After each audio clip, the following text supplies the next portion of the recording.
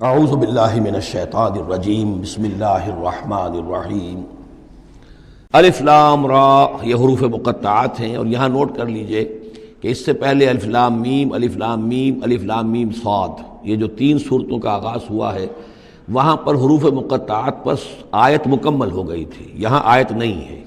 اور یہ میں آپ کو بتا چکا ہوں، یہ چیزیں کسی حساب کتاب پر نہیں ہیں، کوئی قاعدہ قانون نہیں ہے، نہ گرامر کا، نہ منطق کا، نہ نحو کا، نہ بیان کا، یہ صرف محمد الرسول اللہ صلی اللہ علیہ وسلم کے بتانے پر موقوف ہیں، ان کو کہتے ہیں توقیفی امور ہیں۔ یہ تلک آیات الکتاب الحکیم، یہ ایک بڑی حکمت بھری کتاب کی آیات ہیں۔ اکان للناس عجبا، کیا لوگوں کے لیے اس پر بہت تعجب ہو گیا ہے لوگوں کو، ان اوحینا الی رجل منہم، کہ ہم نے انہی میں سے ایک انسان پر وحی بھیج دی صلی اللہ علیہ وسلم۔ کس لیے بھیجی؟ ان انذر الناس، کہ لوگوں کو خبردار کر دیجئے، وبشر الذین آمنوا، اور اہل ایمان کو بشارت دے دیجئے، ان لہم قدم صدق عند ربہم، کہ ان کے لیے ان کے رب کے پاس بہت اونچا مرتبہ ہے۔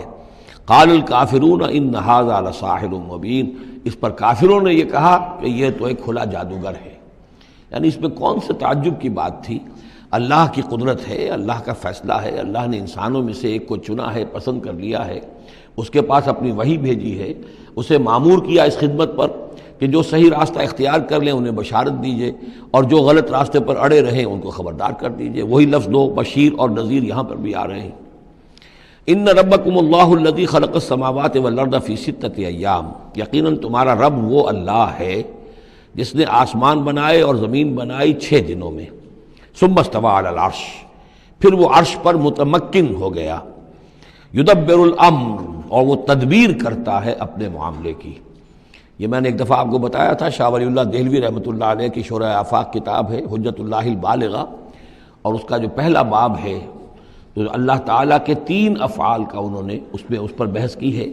ایک اللہ تعالیٰ کا فعل ہے ابداع، کریشن ایکس نہیلو، عدم محض سے کسی شے کو وجود بخشنا۔ ایک ہے خلق، کسی شے سے دوسری شے بنانا۔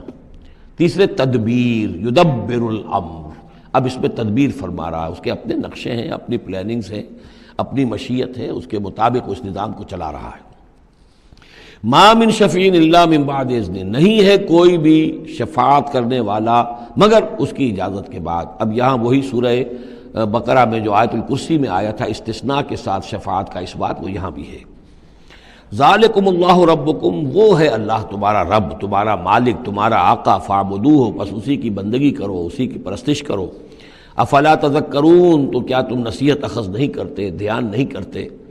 الیہ مرجعکم جمیعا، تم سب کا لوٹنا اسی کی جانب ہے۔ وعد اللہ حقا، اور یہ وعدہ ہے اللہ کا پکا، سچا، پختہ۔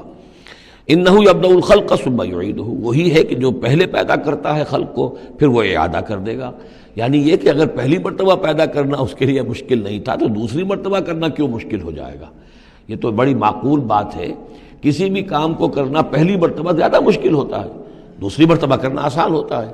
لہذا جب کہ اس نے پیدا کیا ہے تو کیوں نہیں وہ دوبارہ پیدا کر دے گا؟ لیجزی الذین آمنوا، اور وہ دوبارہ اس لیے پیدا کرے گا تاکہ وہ جزا دے اہل ایمان کو، جنہوں ایمان لائے، وعملوا الصالحات، اور جنہوں نے اچھے عمل کیے، بالقسط، انصاف کے ساتھ۔ ان کی جو بھی خدمتیں ہیں، ان کی جو بھی انہوں نے ایثار کیا ہے، جو اللہ کے دین کے لیے، اللہ کے لیے جو مشقتیں جھیلی ہیں، جو قربانیاں دی ہیں، ان کی پوری قدردانی ہو، قدر افزائی ہو، ان کو خلعتیں دی جائیں، انہیں نوازا جائے۔ والذین کفروا، اور جو لوگ کہ کفر کریں، لہم شراب من حمیم، ان کے لیے پینے کے لیے ہوگا کھولتا ہوا پانی، وعذاب علیم، اور دردناک عذاب ہوگا، بما کانوا یکفرون، اس کفر کی پاداش میں جو وہ کرتے رہے۔ هو الذی جعل الشمس ضیاء، وہی ہے کہ جس نے جو سورج کو بنا دیا چمکدار، چمکتا ہوا، والقمر نورا، اور چاند کے اندر بھی نور رکھ دیا، وقدرہ منازل، یہاں ذرا نوٹ کر لیجئے کہ سورج چونکہ خود اس کے اندر جو کمبسچن کا عمل جاری ہے، اور اس کے لیے وہاں پر جو لفظ آیا ہے وہ سورج کے لیے وہ ضیاء ہے، لیکن یہی روشنی اگر کہیں ریفلیکٹ ہو کر آئے گی تو وہ نور کی شکل میں ہے۔ اور یہ ہمیں معلوم ہے کہ چاند کی روشنی اور سورج کی روشنی میں بڑا بنیادی فرق ہے، اسی لیے قرآن مجید نے بھی 2 مختلف الفاظ استعمال کیے۔ هو الذی جعل الشمس ضیاء والقمر نورا، اس کی اپنی چمک ہے اور یہاں وہ ریفلیکٹڈ روشنی ہے۔ وقدرہ منازل، اور اس نے اس چاند کی منزلیں مقرر کر دی لتعلموا عدد السنین والحساب، تاکہ تم گنتی کر سکو برسوں کی اور حساب کر سکو۔ ما خلق اللہ ذلک الا بالحق، اللہ نے یہ سب کچھ پیدا نہیں کیا مگر حق کے ساتھ۔ یہ ایک سنجیدہ تخلیق ہے، یہ ایک بامقصد تخلیق ہے، ایک نتیجہ خیز تخلیق ہے۔ یفصل الآیات لقوم یعلمون، اور وہ تفصیل بیان کرتا ہے اپنی آیات کی ان لوگوں کے لیے جو علم حاصل کرنا چاہیں۔ ان فی اختلاف اللیل والنہار، یقیناً رات اور دن کے عدلنے بدلنے میں، وما خلق اللہ فی السماوات والارض، اور جو کچھ اللہ نے بنایا ہے آسمانوں میں اور زمین میں، لا آیات لقوم یتقون، یقین نشانیاں ہیں ان لوگوں کے لیے کہ جن کے اندر کچھ خوف ہے، کچھ تقویٰ ہے، جن کی اخلاقی حس بیدار ہے۔ ان الذین لا یرجون لقاءنا، یہ ذرا الفاظ یہاں نوٹ کر لیجئے، یہ صورت میں بار بار آئیں گے۔ ان الذین لا یرجون لقاءنا، بے شک وہ لوگ کہ جو ہم سے ملاقات کے امیدوار نہیں ہیں۔ یہ اصل میں خاص جو ہے نفسیاتی کیفیت کی طرف اشارہ کیا جا رہا ہے کہ انسان اگر ذرا غور کرے تو یہ انسانی زندگی جو دنیا میں ہم گزارتے ہیں وہ کیا ہے؟ عمر دراز مانگ کے لائے تھے 4 دن، 2 آرزو میں کٹ گئے، 2 انتظار میں۔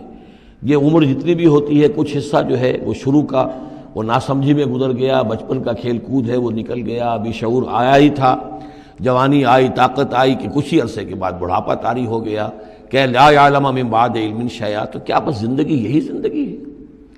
اور کیا اسی کے لیے انسان کو اشرف المخلوقات کہا جائے؟ اس زندگی کا مقصد کیا ہے؟